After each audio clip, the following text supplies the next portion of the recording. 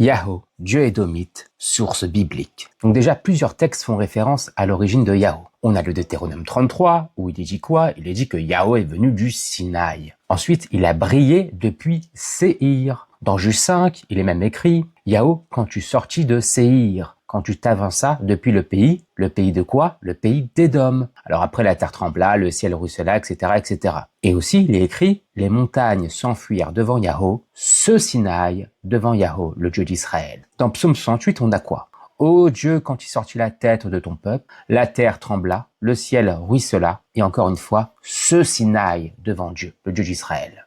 Dans Habakkuk 3, il est mentionné que Dieu vient de Théman, situé en Édom. D'ailleurs, on a retrouvé des artefacts où on a mention de Yahvé de Théman, et notamment avec une compagne, mais ça, on y reviendra plus tard. Donc ces textes sont tous des poèmes, et c'est situé dans un contexte guerrier. Alors ce qui est intéressant, c'est que le psaume 68 et Juge 5 sont très très proches. Alors c'est vrai, vous allez me dire, oui, mais il y a l'emploi de Yahvé dans Juge 5, alors qu'il y a l'emploi de Elohim dans les psaumes. Mais ça, c'est pas grave. Pourquoi? Parce que ces fameux psaumes sont des psaumes dits éloïstes. C'est-à-dire que Yahoo a été transformé en Elohim, sûrement pour faire un culte universel. Donc la proximité entre ces deux textes peut s'expliquer par une source commune. Peut-être un hymne indépendant inséré dans les deux textes. Juge 5, c'est très intéressant. Pourquoi? Parce que c'est le cantique de Déborah. Alors ça mérite une attention toute particulière. En effet, pour certains, c'est le texte le plus vieux de la Bible. Pour d'autres, c'est un texte assez récent. D'ailleurs, si on voit les différentes hypothèses, il y a quand même 1000 ans qui vont séparer entre l'écriture la plus tardive et l'écriture la plus récente. Pour Romer, il faut plutôt imaginer qu'on a d'abord une écriture très tardive, puis après, comme les autres textes, des couches successives qui vont commencer à écrire.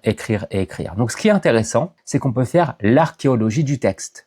D'ailleurs, quand on fait l'archéologie du texte, on retrouve le récit initial. Et ce récit initial est un hymne qui nous donne une perspective sur l'origine de Yahoo, ainsi que la localisation du Sinaï. Le texte utilise l'expression « the Sinaï », ce Sinaï. Alors ça peut être interprété comme « ce Sinaï » bien entendu, mais aussi provenir de Sinaï, du Sinaï. Ainsi, Yahoo provient du Sinaï.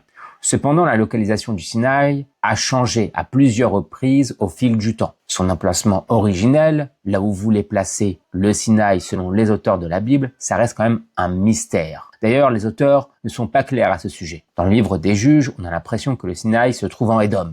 Dans Deutéronome 33, il est écrit que Yahoo s'est levé du Sinaï en provenance de Séhir et a resplendi depuis le mont Paran, ce qui suggère que le Sinaï se situe plutôt dans la péninsule du Sinaï. D'ailleurs, cette localisation est soutenue par la mention du mont Paran, dans Genèse 21, où Ismaël et Agar s'installent dans le désert de Paran, à proximité de l'Égypte.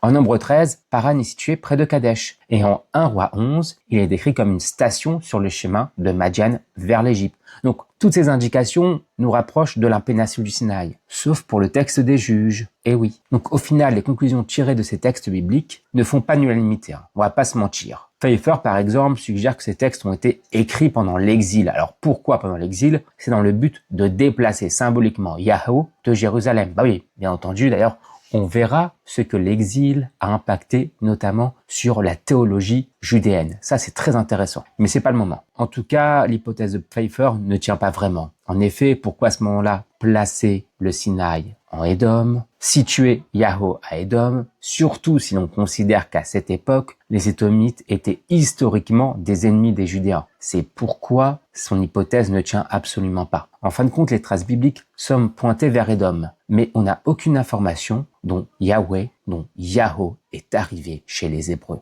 Et ça, justement, la Bible pourra nous répondre. Mais comment elle va pouvoir nous répondre? En lisant tout simplement les textes et en les comprenant comme les auteurs avaient envie que l'on les comprenne. Donc, avant tout, il faut savoir que Yahoo est souvent représenté comme un dieu associé à la guerre, ainsi qu'aux orages et à la fertilité. D'ailleurs, c'est pas inhabituel qu'une divinité voit ses attributs évoluer. En effet, dans certains endroits, les caractéristiques d'une divinité peuvent même se modifier en fonction des besoins locaux. D'ailleurs, Yahoo a absorbé El, le dieu d'Israël, mais il n'a pas été de même pour Baal. En effet, lorsque vous avez deux concurrents, il y a bagarre, il n'y a pas absorption. Et en plus, c'est assez marrant parce qu'on revient toujours à l'interprétation de Wellhausen concernant son nom, un souffle. Le souffle qui définit une de ses caractéristiques et même peut-être la plus prédominante, le dieu de l'orage. Mais comment Yahoo est arrivé chez les Israélites? Donc on a, comme je vous ai dit dans les textes, l'hypothèse madianite. Ce qui est intéressant avec l'hypothèse madianite, c'est que la Bible fournit des indices très importants. Alors, notamment, on va se tourner vers le récit de Moïse. En effet, Moïse s'en va chez qui une fois qu'il est parti d'Égypte? Il s'en va à Madian. Et, notamment, il va épouser une fille d'un prophète de Madian.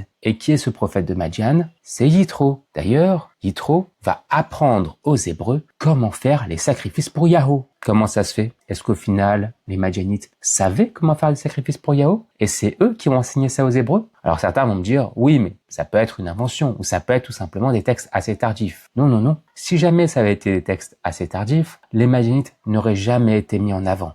En effet, les Madianites sont les ennemis des Judéens. Ces textes, qui les valorisent, signifient qu'ils sont des textes très anciens, que les auteurs de la Bible ont conservés. Pourquoi?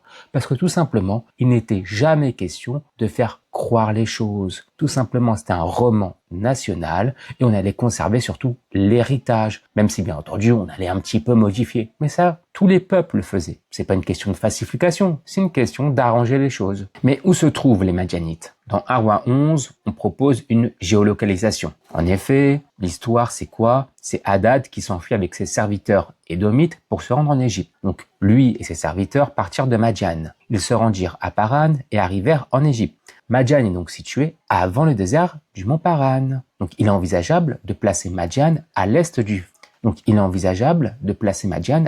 du golfe d'Aqaba, où se trouve justement la ville de Madian, une ville de Madian connue. Pourquoi? Parce que Madian n'est pas seulement une ville biblique, mais les géographes gréco-romains et les géographes arabes en font également mention. Quand on a fait les fouilles, on observe qu'elle est traversée par 2 routes commerciales très importantes.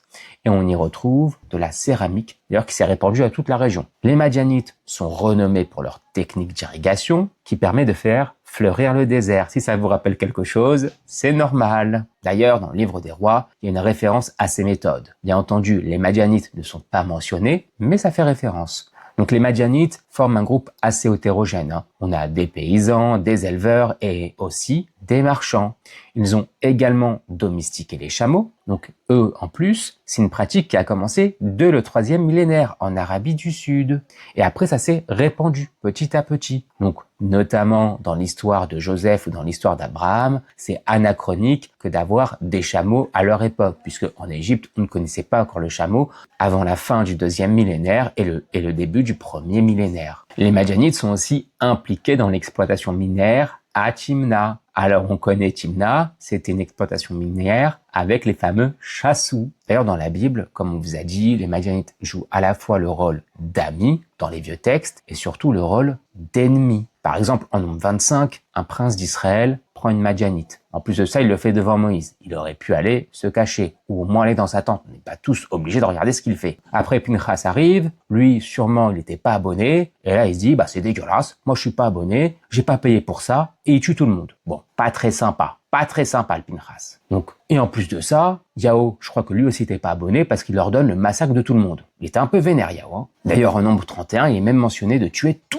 le monde. Ce passage qui est d'ailleurs un récit assez tardif, ce serait peut-être un midrash du passage en Nombre 25. En effet, il est mentionné que Balaam a incité les Madianites à aller avec les fils d'Israël, alors que dans Nombre 25, c'est pas précisé ça. En Nombre 31, il est également question de 5 rois, Évi, Rechem, Shur, Our et Reva. Donc ça fait référence à quoi? Ça fait référence à des lieux proches de la ville de Pétra. Ces références semblent davantage liées aux Nabatéens qu'aux Madianites, suggérant que l'auteur ne savait pas du tout où placer Madian. Donc on voit bien que les textes où on veut combattre les Madianites, qu'ils deviennent ennemis, sont des récits assez tardifs, contrairement aux récits où les Madianites sont amis. Donc dans Juges 6 et 8, on a aussi les Madianites qui sont toujours présents, alors que normalement ils auraient dû être tous exterminés, juste pour rappel. En plus, dans le livre des Juges, les Madianites et Amalékites sont complètement associés. D'ailleurs, dans Juges 6-8, c'est un texte qui est une sorte de nouvel exode, avec un peuple qui implore Yahweh et Yahweh qui envoie Gédéon, une sorte de nouveau Moïse pour libérer le peuple. Et d'ailleurs, dans ce texte, les Madianites sont encore et toujours liés aux chameaux. Ça, on va pas changer. Mais en plus des Madianites, on a l'hypothèse kénite. Encore une fois, on va voir ça dans le texte. Alors pourquoi l'hypothèse kénite? Et qui l'a développée? Ça a été développé par Gilani en 1862. D'ailleurs, à cette époque, c'était pas acceptable de tenir de tels propos. Donc il a utilisé un pseudonyme pour publier ses travaux. Donc sur quoi il se base? Déjà, il se base sur les textes bibliques et uniquement les textes bibliques. En Genèse 4, la descendance de Caïn est citée. À la fin de cette liste, il est stipulé que le nom de Yahweh est mentionné. Très étrange. Pourquoi? Parce que selon le récit de Moïse, Yahweh se présente à lui en disant que son nom était inconnu de ses pères notamment. Dans Nombre 24, on a aussi l'histoire de Balaam. Balaam tente de maudire les Hébreux, mais il échoue et il va les bénir. Il maudit les Amalekites et surtout, il va donner conseil aux Kénites pour éviter de finir captifs. Et pourquoi les Kénites sont mentionnés? C'est pas normal, c'est pas logique. S'ils sont avec les Amalekites, ils devraient être maudits. Pourquoi ils sont prévenus? Et on va essayer de leur dire comment éviter d'être maudits. D'ailleurs, dans 1 Samuel 15, Shaoul demande aux Kénites de quitter les rangs d'Amalek, car il va tous les détruire. Mais encore une fois, on va épargner les Kénites. Dans le livre des Juges, Yaël est une figure notable qui épouse un Kénite. Et vous allez me dire, très bien, tu as parlé des Madjanites, tu as aussi parlé des Kénites, tu as un petit peu parlé des Édomites, mais est-ce qu'on observe aussi des liens forts entre Israël et Édom? Oui, en Deutéronome 2, il est écrit « Et toi ordonne au peuple qui suit, vous touchez aux coffins de vos frères, les enfants d'Ésaü, qui habitent en Séhir, ils vous craignent, mais tenez-vous bien sur vos gardes. Ne les attaquez pas, car je vous accorde pas de leur pays, même pas la largeur d'une semelle. J'ai donné la montagne de Séhir comme héritage à Ésaü. » Et en plus de ça, en Deutéronome 23, il est également mentionné « N'aie pas en horreur l'Idémunéen, car il est ton frère. N'aie pas en horreur l'Égyptien, car tu as séjourné dans son pays. » Alors, assez étonnant quand même, parce que selon l'Exode, ils se sont fait éclater la gueule. Mais bon. D'ailleurs aussi, dans la Bible, on observe une critique des dieux voisins, comme Milcom, les dieux ammonites. D'ailleurs, au XXe siècle, on a eu Malcolm, et là, tout le monde l'a adoré. Ou on a encore le fameux Kamosh, le dieu moabite. Mais est-ce qu'il y a des critiques similaires sur les dieux édomites? Non, il n'y en a pas. Donc, comment s'appelle le dieu d'Édom? Il s'appelle Kos. Il est attesté à partir du VIe siècle avant notre ère. Question, Kos aurait-il pris le relais de Yahweh une fois que celui-ci se serait bien installé au royaume de Judée, au royaume d'Israël? Ou peut-être serait-ce l'un des noms de Yahweh? Ainsi, Édomite aurait utilisé Kos plutôt que Yahweh à partir de cette époque. Ce sont des questions auxquelles l'archéologie y répond comme elle peut, avec pour le moment l'absence de Yahweh et de chaos en terre édomite. C'est difficile, on est obligé de se rattacher à des preuves historiques, à des textes bibliques qui peuvent refléter le contexte de l'époque. C'est très compliqué, mais en tout cas ce qu'on peut dire, c'est que Yahweh, à la base, n'est absolument pas le Dieu d'Israël. Il va arriver petit à petit, et d'ailleurs, on va voir comment il va s'imposer, notamment au royaume d'Israël et aussi au royaume de Judée. Et ça, ce sera un prochain podcast.